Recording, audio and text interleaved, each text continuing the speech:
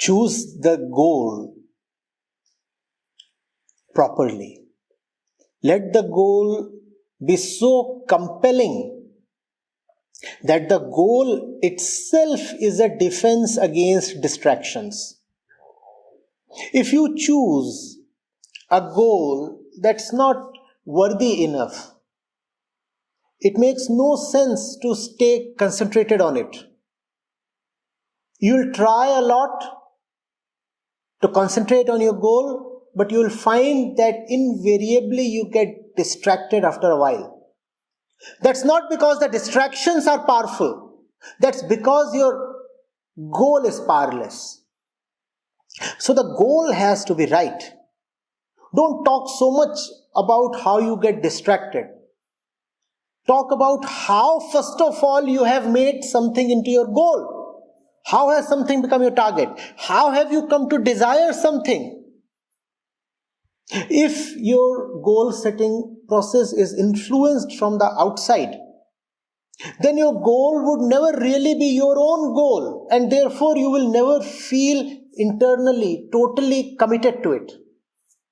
You may persuade yourself towards the goal, but that persuasion cannot last long. It cannot have too much strength. You cannot drag a man to run a marathon. No? If he has to run a marathon, then the inspiration has to be internal. Can you imagine a man being dragged to complete a marathon? For how long will you drag him? Most of us running after goals are like that person being dragged. Is that inspiration really yours?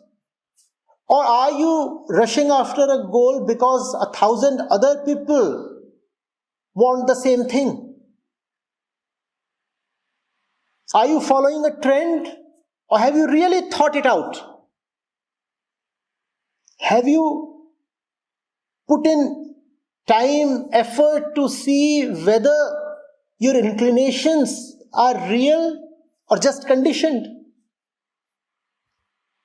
We do not address these basic questions, and therefore we keep struggling with motivation. We say we are demotivated, we are distracted. You are demotivated because your motive itself is unworthy. What is a worthy motive then? The worthy motive would always have something to do with your current condition. It would either be something that gives you joy, or it would be something that gives you liberation. And even these two, after a point you will see, are identical.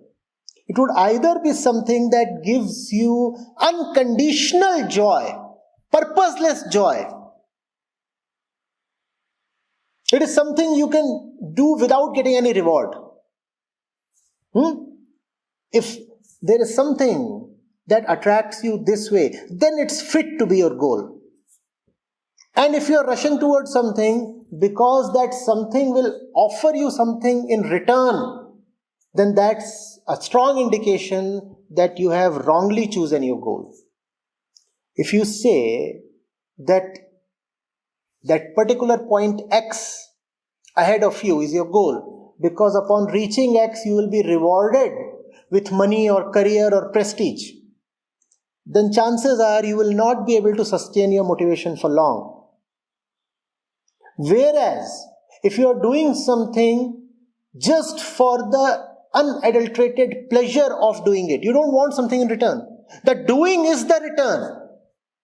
You're not saying I'll get something after being successful. You are saying the very process of doing that thing is the bliss, the return, the reward. Then you will never be distracted. And the other thing I said is that you will stay with your goal if your goal liberates you. Identify where you are in bondage. Challenge that bondage. And if challenging that bondage is your goal, then again you will stay committed, you will not be distracted. These two things you must find out. Does your goal offer you unconditional joy? You understand unconditional? You're not saying, I'll be happy only after receiving the returns. You're saying, whether I succeed or fail, I'll be just happy.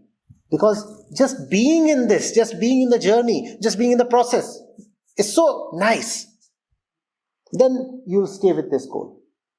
Congratulations, you have come upon something beautiful. Or if your goal leads to your freedom and liberation, then again, your goal would never dissatisfy you or disinterest you.